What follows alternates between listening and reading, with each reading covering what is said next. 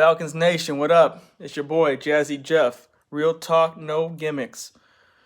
On this video, I want to break down game by game, team by team, our schedule, and see where I can predict our record. I'm going to keep it real. I'm going to keep it objective. I'm not going to be one of these fans, that's delusional and thinks that we're going to be undefeated or whatever. This ain't a Dallas Cowboys channel, so we going to keep it, objective. So first, I'm going to start with the key additions, the departures, and then what I think about each team and if we're going to win or not. So without further ado, let's get into it. Week 1, Minnesota Vikings in Minnesota. Now, last year, their record was 8-7-1, so not that much better than ours, and we were decimated with injuries. They added that real good center, Garrett Bradbury, and the tight end from Alabama, Irv Smith.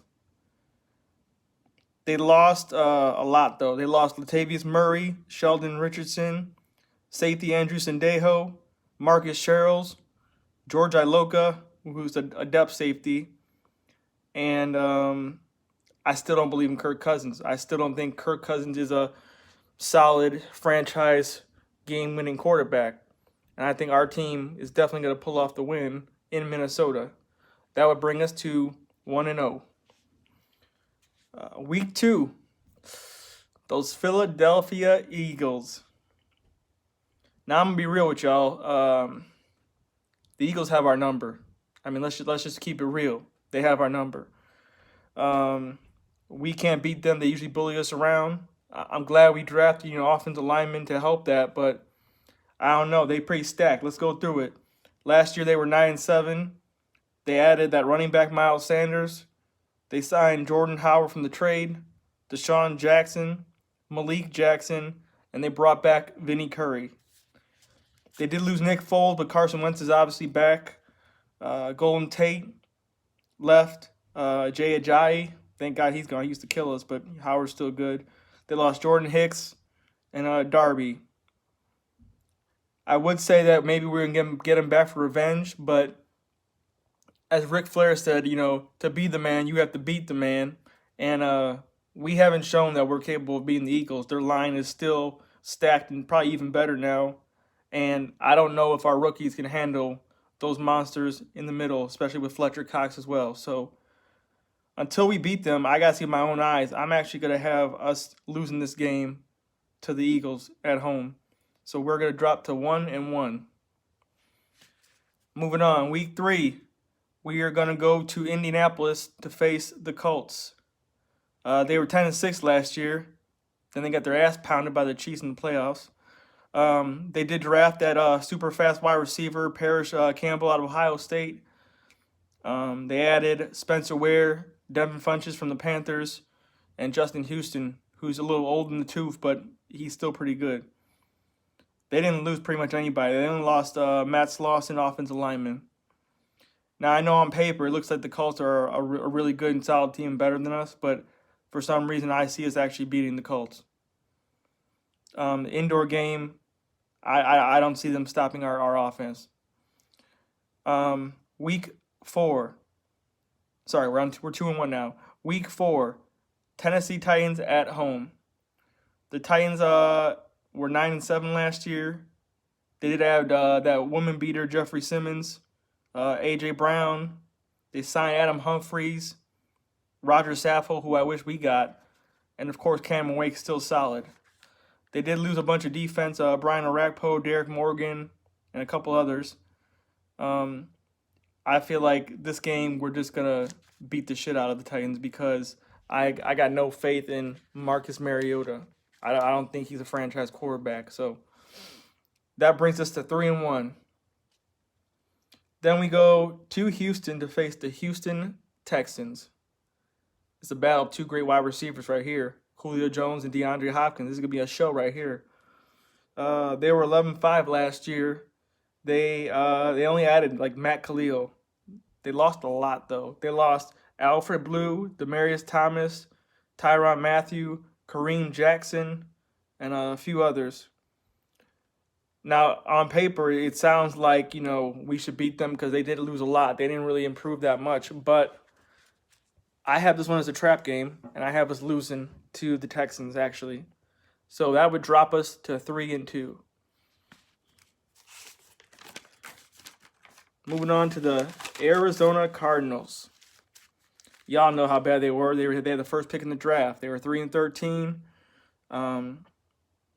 Added Kyler Murray, who I think is going to be a good quarterback with time. He just got to stay healthy because he's small. They also added Zach Allen, who I thought we should have got. That wide receiver, Hakeem Butler. They pretty much added a bunch of Falcons. They added Brooks Reed, Robert Alford. Then they added Jordan Hicks from the Eagles.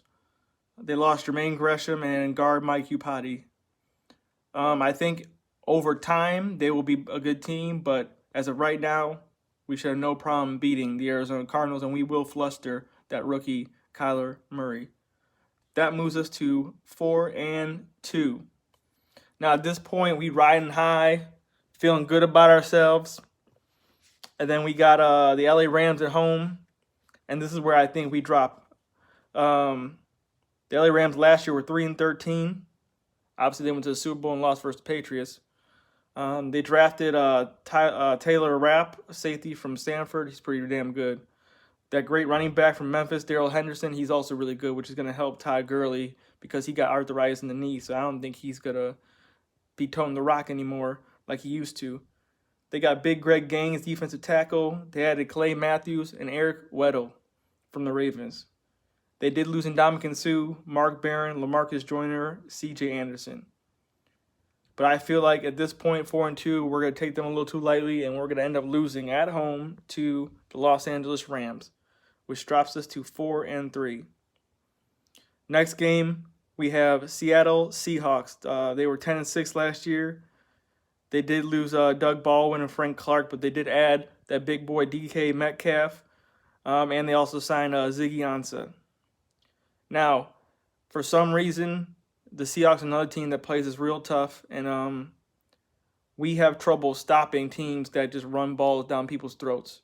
And the Seattle Seahawks are one of those teams that likes to just run the ball down your throat. And I don't know if we did enough to stop this team with much Russell Wilson's magic. So I have a feeling we're actually going to lose to the Seahawks. Now, Falcons fans, don't panic, don't jump off the ship yet. I know we're 4-4 right now in my predictions, but just hold on. Just wait for it, okay? Next game, week 9 is the bye. So then we get rest. We get to lick our wounds, think about all the ass whoopings we just took. And then guess what we do? Week 10, we go to New Orleans versus those dirty ass Aints. Now, last year, they were 13-3. Obviously, they choked in the playoffs. And I don't want to hear nothing about no rest because Drew Brees had the ball in overtime and he threw an interception. So who was that on? No excuses. They did draft a stud tight end that we do have to watch for, Alize Mack from UCLA. He's dangerous. And with Drew Brees, I think he's going to be a decent, solid player. So we got to watch out for him. They also signed Latavius Murray to back up Kamara now since they lost Mark Ingram.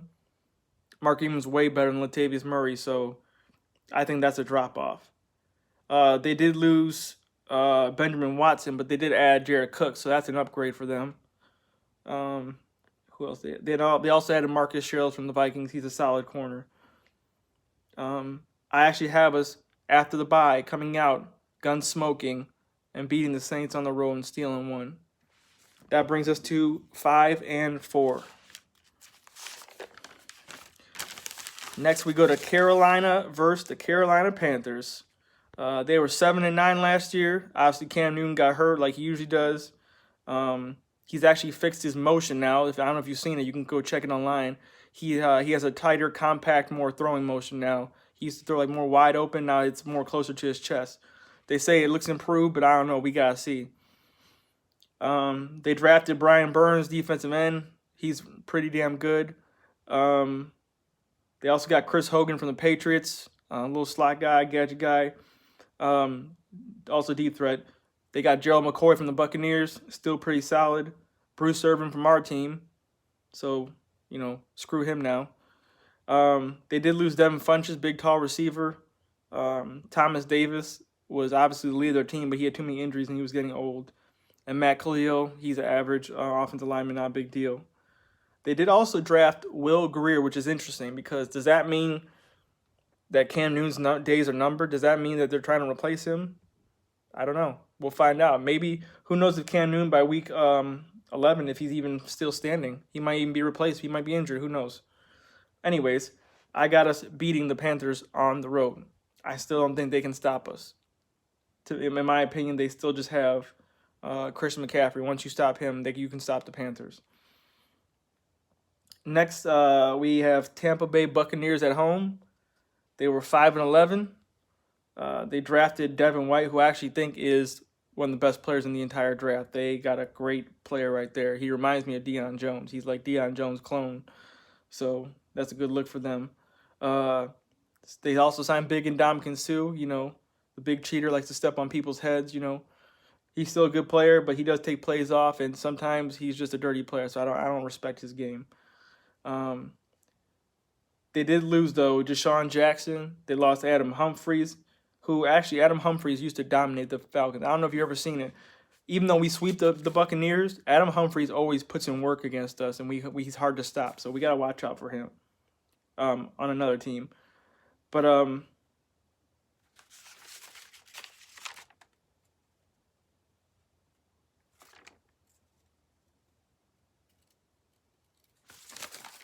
what was I at?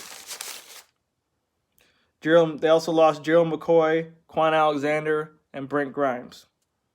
I still think we're going to beat the Buccaneers, so that brings us to 7-4. Next, we go on to play the New Orleans Saints at home for the second game.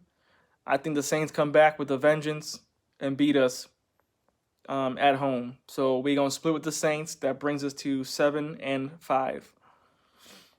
Next, I have the Carolina Panthers at home, the second game. I actually think we're going to sweep the Panthers on the season. So that brings us to 8-5. And here we start going on the tear. That's why I told y'all to hold on. Next, we go to San Francisco 49ers. The record was 4-12 last year. They added Nick Bosa. They added Tevin Coleman, who I obviously wish we could have signed, but he wanted too much money. They added Quan Alexander, Deke Ford, Jordan Matthews. Those are a lot of great additions. They're going to be a lot better. They did lose Alfred Morris and Pierre Garçon, but I feel like Jimmy Garoppolo still won't be enough to beat us. I don't believe that he's going to be able to carry that team. We still haven't seen enough from him, and he's also coming off a torn ACL. I don't hate on him, though, because he did go to Eastern Illinois, and I went to Eastern Illinois, so I kind of got a rep for my EIU people. So I like Romo. Even though I hate the Cowboys, I like Romo, and I like Garoppolo. But we're going to beat them. That brings us to 9-5. Next, we go to the Jacksonville Jaguars at home. They drafted, obviously, Josh Allen. They signed Nick Foles, Alfred Morris. They did lose Malik Jackson, TJ Yeldon, Carlos Hyde, and safety Tashawn Gibson. They were 5-11 last year, obviously, because they had Blake Bortles. I think Nick Foles is going to help them a lot, but I don't think he can recreate the same magic he had with the Eagles. They have a different system over there, and I think the Eagles have better players, which made Nick Foles look good. So I think we're going to beat the Jags and move up to 10-5. Then we finish at Tampa for the second game, and I think at this point, Tampa's going to be out of the playoff race. I honestly think they're going to be packed up and on vacation. So I think we're still going to be in the hunt to go to the playoffs, maybe get a bye. Who knows? I think the Saints are going to be up there too. They might win the division, but I still think both of us are getting into the playoffs. So I have us beating the Buccaneers, which moves us to 11-5, and that puts us into the playoffs. Tell me what y'all think about these predictions. Comment, like, share, subscribe. And as always, rise up, Falcons Nation. Let's go. All right, y'all.